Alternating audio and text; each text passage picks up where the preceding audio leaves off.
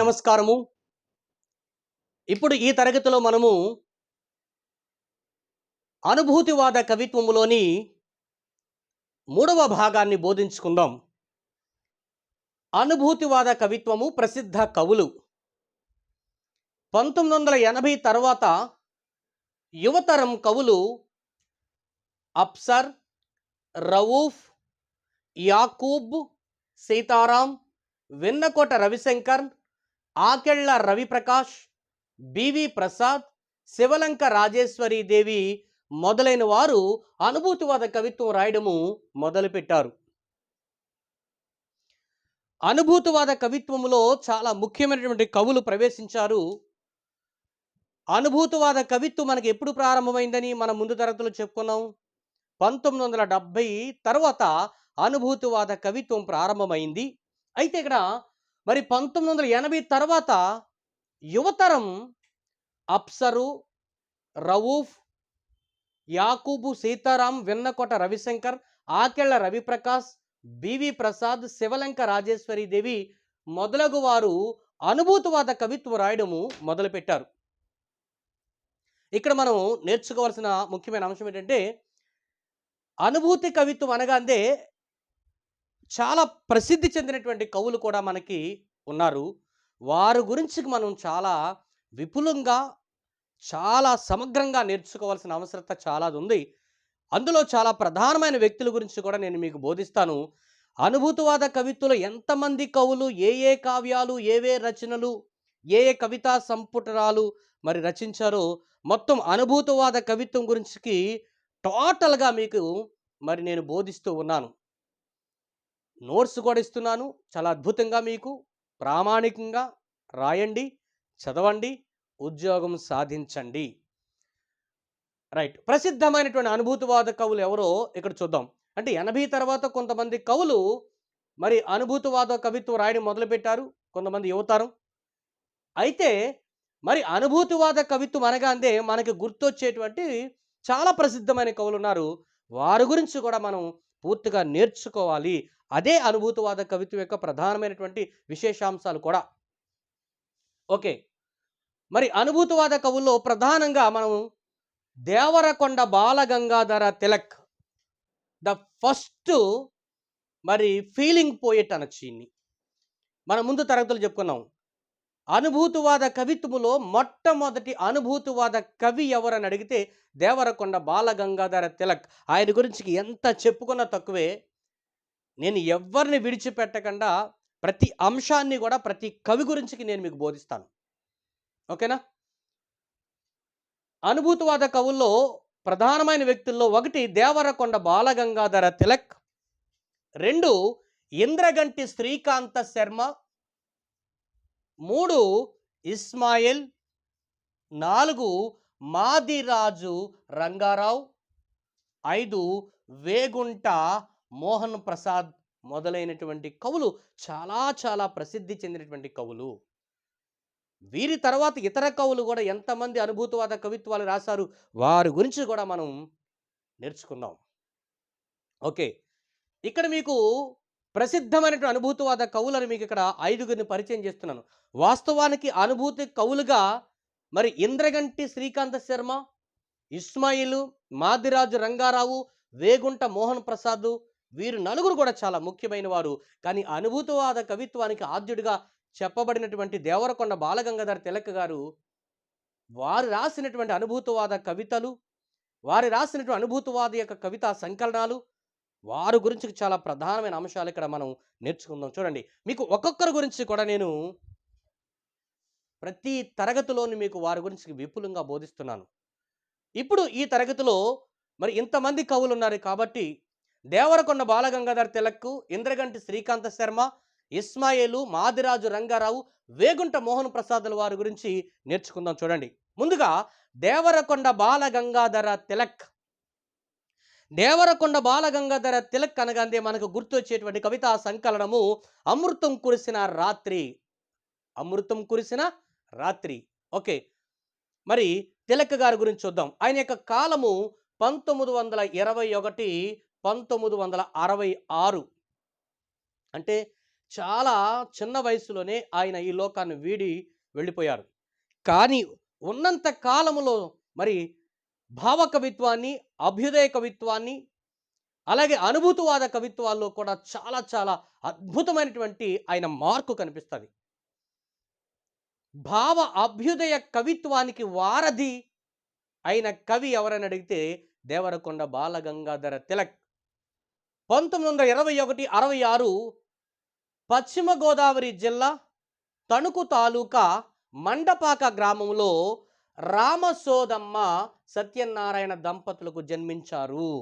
దేవరకొండ బాలగంగాధర తిలక్ యొక్క తల్లిదండ్రులు ఎవరు, ఆయన కాలం ఏంటి, ఆయన ఎక్కడ జన్మించారు అనేది కూడా మనం నేర్చుకోవాలి ఒక్కసారి. 1921, 66 మధ్య కాలానికి చెందినవారు.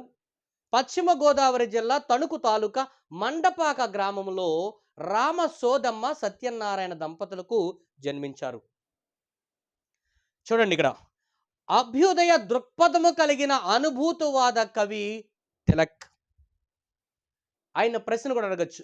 ఎలా అడగచ్చు అంటే, అభ్యుదయ దృక్పథము కలిగిన అనుభూతివాద కవి ఎవరని అడిగితే తిలక్ గారు. తిలక్ గారి గురించి మీకు తెలియనటువంటి అనేకమైన అంశాలు ఇక్కడ మీకు నేను బోధిస్తాను. చూడండి, పరీక్ష ఏదైనా సరే ఆ పరీక్షలో వచ్చే ప్రశ్నను మీరు అటెంప్ట్ చేయగలరు. చూద్దాం. అభ్యుదయ దృక్పథము కలిగిన అనుభూతివాద కవి తిలక్. అభ్యుదయ దృక్పథము కలిగిన అనుభూతివాద కవి ఎవరని అడిగితే దేవరకొండ బాలగంగాధర తిలక్ అని మనం చెప్పాలి. తిలక్ రాసినటువంటి అమృతం కురిసిన రాత్రిలో అనుభూతివాద కవిత్వము చోటు చేసుకుంది. ఆయన రాసినటువంటి ఏ కవితా సంపుటిలో అనుభూతివాద కవిత్వము చోటు చేసుకుందంటే అమృతం కురిసిన రాత్రి అనే గ్రంథములో. ఇక్కడ చూడండి, దాని గురించి పూర్తిగా వివరిస్తాను. తిలక్ రచించిన అమృతం కురిసిన రాత్రి అనుభూతి కవిత్వములో మొదటి రచన. అనుభూతివాద కవిత్వములో మొదటి రచన ఏదని అడిగితే అమృతం కురిసిన రాత్రి. గుర్తుపెట్టుకోండి. తిలక్లోని అనుభూతిని మొట్టమొదటిసారిగా గుర్తించిన వాడు కుందుర్తి ఆంజనేయులు సార్. తిలక్లోని అనుభూతిని మొట్టమొదటిగా గుర్తించినటువంటి కవి ఎవరని అడిగితే మరి వచ్చిన కవిత్వోద్యమ పితామహుడైనటువంటి కుందుర్తి ఆంజనేయులు గారు. కాబట్టి మిత్రులరా, మరి ఈ కుందుర్తి ఆంజనేయులు గారు అమృతం కురిసిన రాత్రి కవితా సంపుటికి ఆయన ముందు మాట రాశాడు. తిలక్ రాసినటువంటి అమృతం కురిసిన రాత్రి అనేటువంటి కవితా సంకలనానికి ముందు మాట లేదా పీఠిక రాసింది ఎవరని అడిగితే కుందుర్తి ఆంజనేయులు. చాలా చాలా ముఖ్యమైనటువంటి అంశాలు. ఈ అమృతం కురిసిన రాత్రి అనేటువంటి కవితా సంపుటిలో మరి ఎన్ని కవితా ఖండికలు ఉన్నాయంటే 86 కావ్య ఖండికలు దీంట్లో ఉంటాయి. కాబట్టి ఈ అమృతం కురిసిన రాత్రి అనే కవితా సంపుటికి కుందుర్తి ఆంజనేయులు రాసినటువంటి ముందు మాట లేదా పీఠికలో అనుభూతివాదము భావ కవిత్వ సంబంధి, వ్యక్తివాదానికి మరొక పేరు అనుభూతివాదం అని కుందుర్తి వారు పేర్కొన్నారు. గుర్తుపెట్టుకోండి, చాలా ముఖ్యమైన అంశము. ఎందుకనంటే కుందుర్తి ఇక్కడ ఒక నిర్వచనం ఇచ్చాడు. ఏంటంట, ఎప్పుడు ఇచ్చాడు ఆ నిర్వచనము? అమృతం కురిసిన రాత్రి అనే గ్రంథానికి ముందు మాట రాస్తూ ఏమన్నాడు తెలుసా ఆయన? అనుభూతివాదము భావ కవిత్వానికి సంబంధించినది మరియు వ్యక్తివాదానికి మరొక పేరే ఈ అనుభూతివాద కవిత్వం అని కుందుర్తి ఆంజనేయులు గారు పేర్కొన్నారు. అంటే అనుభూతివాదం అనేది భావ కవిత్వానికి సంబంధించింది, వ్యక్తివాదానికి మరొక పేరే ఈ అనుభూతివాదం అని చెప్పిన వాడు కుందుర్తి ఆంజనేయులు గారు. రంగనాథాచార్యులు గారు ఏమన్నారు?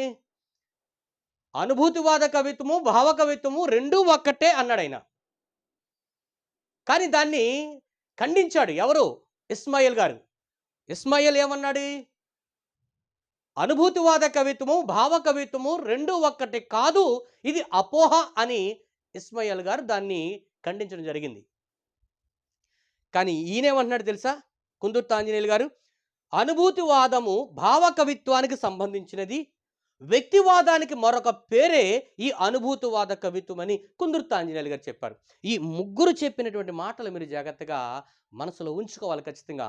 ఇలాంటి ప్రశ్నలు అడిగితే ఖచ్చితంగా మీరు పెట్టగలరు. పెట్టాలంటే మీరు నేను చెప్పేటువంటి తరగతులు 1కి 2 సార్లు చూడాలి. రైట్. ఇంకా చక్కగా బిట్టు, అమృతం కురిసిన రాత్రికి పీఠిక రాసింది ఎవరు? కుందుర్తి ఆంజనేయులు గారు. తర్వాత చూడండి, తిలక్ కూడా తాను అనుభూతివాదినని బల్లగుద్ది చెప్పుకున్నాడట. తిలక్ కూడా ఏం చేశాడండి? నేను అనుభూతివాద కవిత్వం చెందినవాడిని, నేను అనుభూతి కవిని, నేను అనుభూతివాదిని అని బల్లగుద్ది చెప్పుకున్నాడు. అంటే బల్లగుద్ది చెప్పడం అంటే నేను ఖచ్చితంగా అనుభూతివాద కవిని చెప్పుకోవడం అనమాట. ఓకేనా? అయితే తిలక్ రాసినటువంటి అమృతం కురిసిన రాత్రికి 1966లో ఆంధ్ర సాహిత్య అకాడమీ అవార్డు, 1970లో కేంద్ర సాహిత్య అకాడమీ అవార్డులు లభించాయి. గుర్తుపెట్టుకోండి. తిలక్ రాసినటువంటి ఏ కవితా సంపుటికి మరి ఆంధ్ర రాష్ట్ర సాహిత్య అకాడమీ అవార్డులు, కేంద్ర సాహిత్య అకాడమీ అవార్డులు ఏ గ్రంథానికి లభించాయంటే అమృతం కురిసిన రాత్రి అనేటువంటి కవితా సంకలనానికి. ఇప్పుడు మనం కొన్ని అంశాలు నేర్చుకున్నాం. ఇదంతా తిలక్ గారి గురించి మనం ఖచ్చితంగా నేర్చుకోవాలి. ఇప్పుడు తిలక్ గారి యొక్క రచనలు ఏంటో నేర్చుకుందాం. జాగ్రత్తగా వినండి. ఓకేనా? తిలక్ రచనలు, కవితా సంకలనాలు చూద్దాం. తిలక్ గారి యొక్క రచనలో కవితా సంకలనాలు: 1 అమృతం కురిసిన రాత్రి, 2 ప్రభాతము సంధ్య, 3 గోరువంకలు.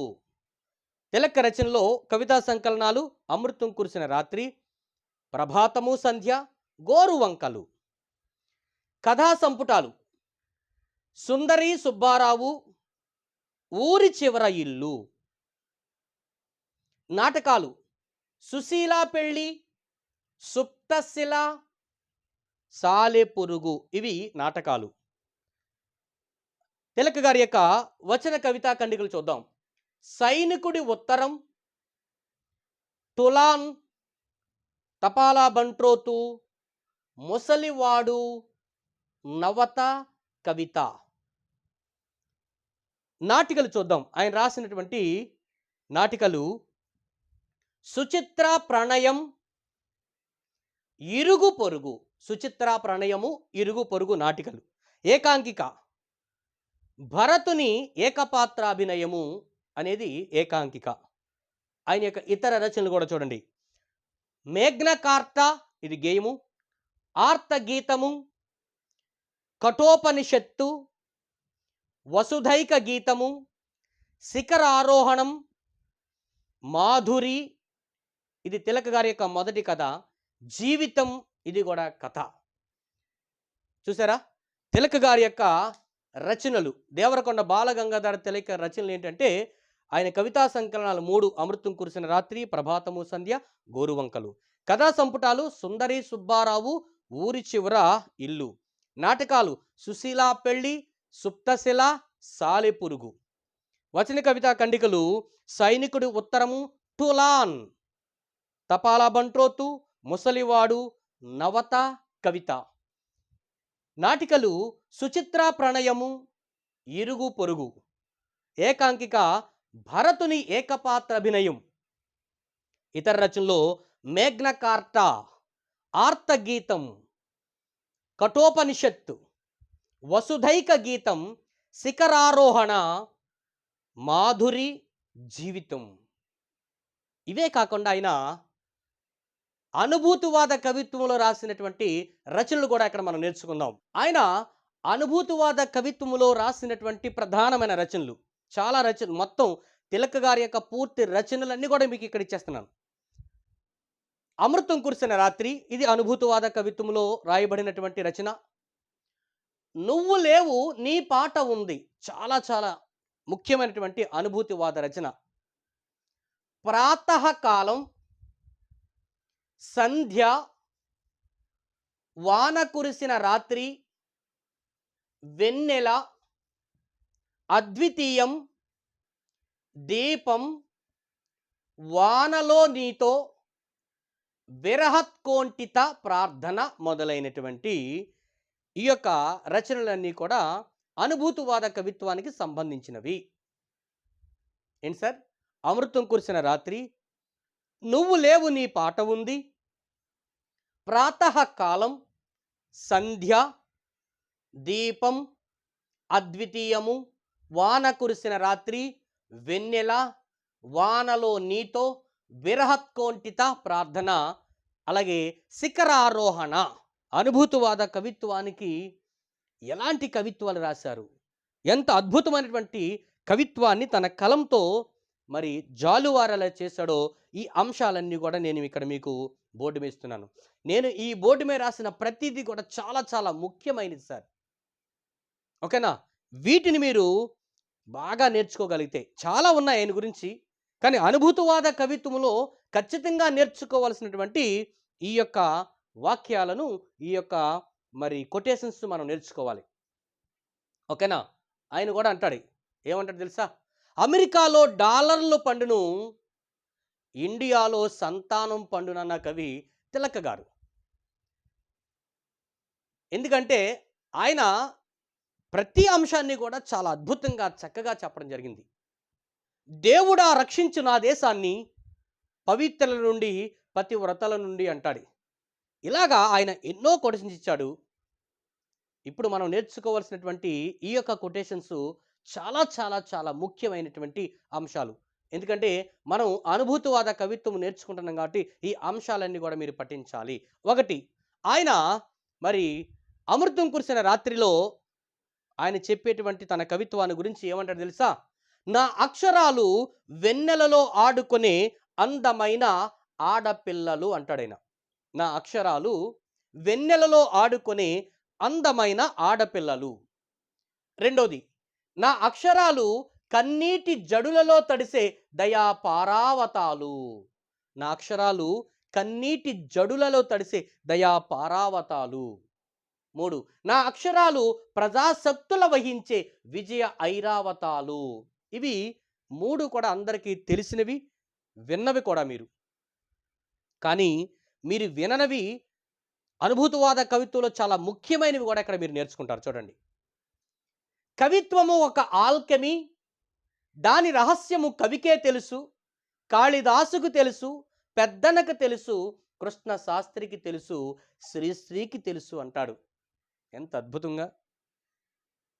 ఆయనకి ఇష్టమైన కవులందరినీ కూడా ఇందులో పెట్టుకున్నాడు. తిలక్ గారు ఆయన హృదయానికి హత్తుకున్నటువంటి కవులందరినీ కూడా ఆయన చక్కగా ఒక మాటలో చెప్పుకోగలిగాడు. ఏమన్నాడు? నా అక్షరాలు వెన్నెల్లో ఆడుకుని అందమైన ఆడపిల్లలు.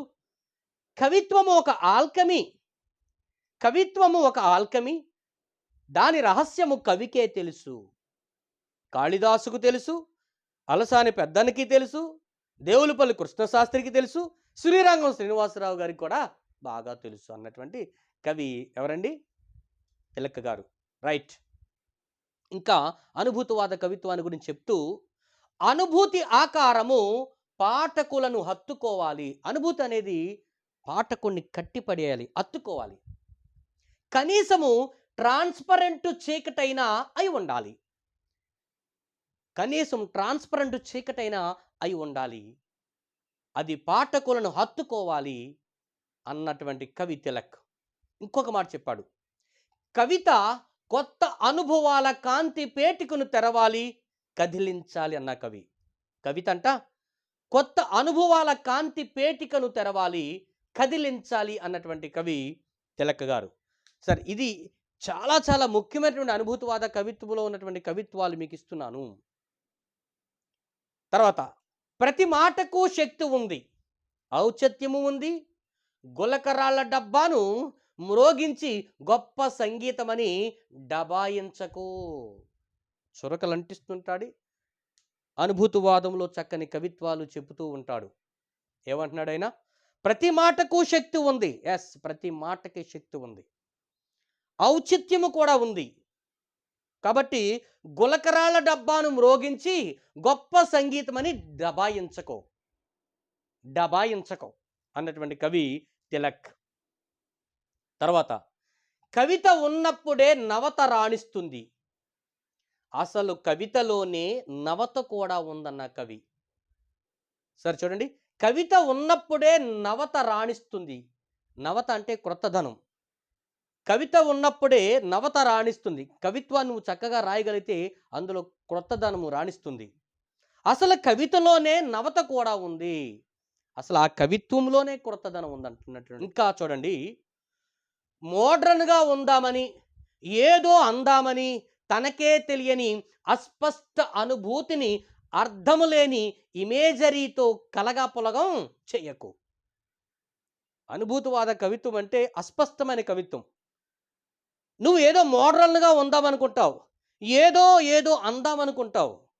తనకే తెలియని అస్పష్ట అనుభూతిని అర్థము లేని ఇమేజరీతో కలగాపులగం చెయ్యకు. తర్వాత చూడండి, తిలక్ అనుభూతివాదములో 2 ప్రధానమైన దృక్పథాలు కనిపిస్తాయి సార్. ఏంటంటే, ఒకటంట నూతన అనుభవాలు అక్షర రూపం దాల్చాలి.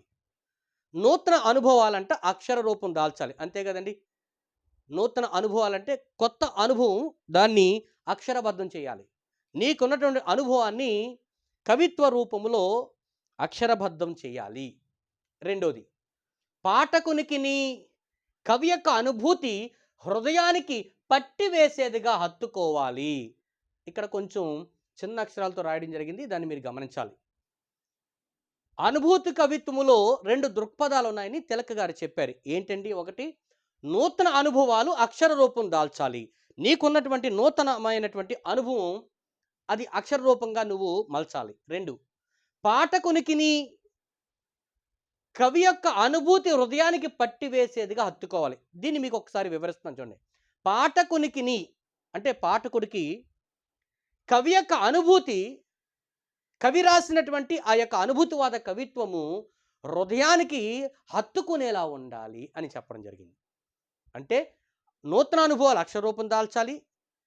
కవి చెప్పేటువంటి విషయము పాఠకుడిని హత్తుకోవాలి అని చెప్పడం జరిగింది. ఇక్కడ 10వ అంశం చూడండి. కవిత్వము అంతరాంతర జ్యోతిష్యమల్ని బహిర్గతం చేయాలన్న కవి. అగ్ని చల్లిన అమృతం కురిసిన అందం ఆనందం దాని పరమావధి అన్న కవి. కవిత్వము అంతరాంతర జ్యోతిష్యమల్ని బహిర్గతం చేయాలి. అగ్ని చల్లిన అమృతం కురిసిన అందం ఆనందం దాని యొక్క పరమావధి అన్నటువంటి కవి తిలక్. తిలక్ గారి యొక్క కవిత్వములో జీవన లాలస, వస్తు వైవిధ్యము, అనుభూతి గాఢత ఉన్నాయి. ఇక్కడ ప్రశ్న మనకు ఎలా అడుగుతారంటే, ఎవరి కవిత్వములో జీవన లాలస, వస్తు వైవిధ్యము, అనుభూతి గాఢత ఉన్నాయంటే తిలక్ గారి యొక్క కవిత్వములో ఉన్నాయి. వేసవి కాలపు మధ్యాహ్నము కలిగించే తాపాన్ని వేసవి అనే పద్యములో తిలక్ గారు ఈ క్రింది విధంగా ఆవిష్కరించారు. ఏంటి చూడండి. కాలం కదలదు, గుహలో పులి పంజా విప్పదు, చేపకు గాలం తగలదు. ఏమంటాడండి? కాలం కదలదు, గుహలో పులి పంజా విప్పదు, చేపకు గాలం తగలదు, పంకా కింద శ్రీమంతుడు ప్రాణం విడిచెను, గుండె కింద నెత్తురు నడిచెను, మధ్యాహ్నం మంటల జుట్టుని విరబోసుకు నగ్నంగా రోడ్ల మీద తిరుగుతోంది అన్న కవి. అంటే మధ్యాహ్న కాలంలో వేసవి తాపానికి ఆయన రాసినటువంటి కవిత్వము కాలం కదలదు, గుహలో పులి పంజా విప్పదు, చేపకు గాలం తగలదు, పంకా కింద శ్రీమంతుడు ప్రాణం విడిచెను, గుండె కింద నెత్తురు నడిచెను, మధ్యాహ్నం మంటల జుట్టుని విరబోసుకు నగ్నంగా రోడ్ల మీద తిరుగుతూ ఉంది అంటాడు తిలక్. తిలక్ రాసినటువంటి నీవు లేవు నీ పాట ఉంది అన్న కవితా ఖండికలో అనుభూతివాదము స్పష్టంగా కనిపిస్తుంది. ఇక్కడ మనం ప్రశ్న అడగచ్చు, మరి తిలక్ రాసినటువంటి ఏ కవితా ఖండికలో అనుభూతివాదం స్పష్టంగా కనిపిస్తుందంటే నీవు లేవు నీ పాట ఉంది అనేటువంటి కవిత ఖండికలో అనుభూతివాదము స్పష్టంగా మనకు కనిపిస్తుంది. ఇంకా ఆయన అంటాడు చూడండి, నువ్వు చెప్పేదేదైనా నీదై ఉండాలి. అనుభూతివాద కవిత్వములు తిలక్ నుంచి మనం చాలా నేర్చుకోవచ్చు. ఏంటి చెప్పండి? నువ్వు చెప్పేదేదైనా నీదై ఉండాలి, నీలోంచి రావాలి, చించుకొని రావాలి. మాటలు పేర్చడం కవిత కాదు, మంత్రం తంత్రం అసలే కాదు. కవిత్వం అంటే ఎలా ఉండాలో చెప్పండి. కవిత్వం ఒక ఆల్కమీ.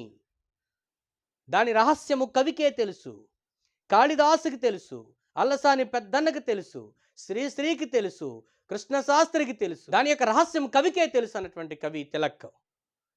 చివరగా చూడండి, తిలక్ గారు 1966లో ఈ లోకాన్ని వీడినప్పుడు శ్రీశ్రీ గారు తిలక్కను గురించి పలికినటువంటి మాటలు చూద్దాం. గాలి మోగదైపోయింది, పాట బూడిదైపోయింది, కవితాసతి నొసటి నిత్య రసగంగాధర తిలకం చెరిగిపోయింది అని ఆవేదన చెందిన కవి శ్రీశ్రీ గారు. 1966లో మరి తిలక్ ఈ లోకాన్ని విడిచిపెట్టినప్పుడు మరి ఆయన మరణాన్ని తట్టుకోలేక శ్రీశ్రీ గారు చెప్పినటువంటి మాటలు: గాలి మోగుదైపోయింది, పాట బూడిదైపోయింది, కవితాసతి నొసటి నిత్య రసగంగాధర తిలకం చెరిగిపోయిందని ఆవేదన చెందిన కవి శ్రీశ్రీ గారు. కాబట్టి మిత్రులారా, ఇలాగ మనం అనుభూతివాద కవిత్వములో ఒక్కొక్కరి గురించి మనం పూర్తిగా నేర్చుకోవాలి.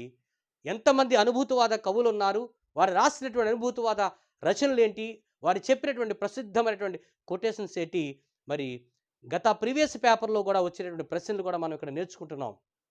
కాబట్టి ఇవన్నీ కూడా మనం ఇవి నేర్చుకుంటే చాలు సార్, ఏ పరీక్షల్లో ఏ ప్రశ్న ఇచ్చినా సరే మీరు ఖచ్చితంగా రాయగలరు. Thank you very much. ధన్యవాదములతో మీ చిందాడ చిన్నోడు.